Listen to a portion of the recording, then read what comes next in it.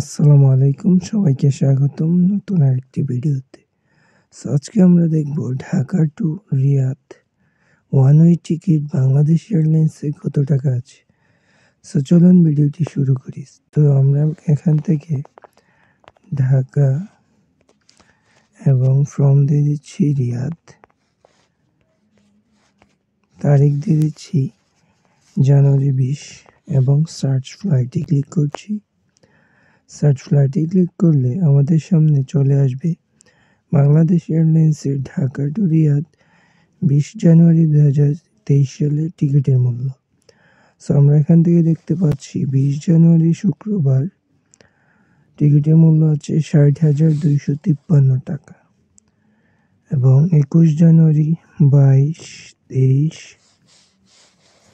জানুয়ারি আছে 56,326 টাকা।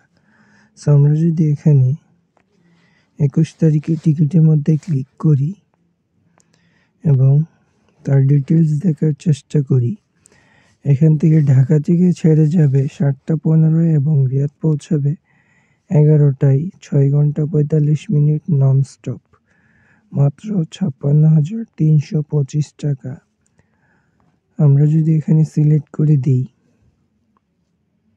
টোটাল ফেয়ারটা আপনারা দেখতে পারবেন BG 339, 6 ঘন্টা 45 মিনিট নন স্টপ, 7:15 ছাড়বে এবং 11টা রিয়াদে পৌঁছাবে।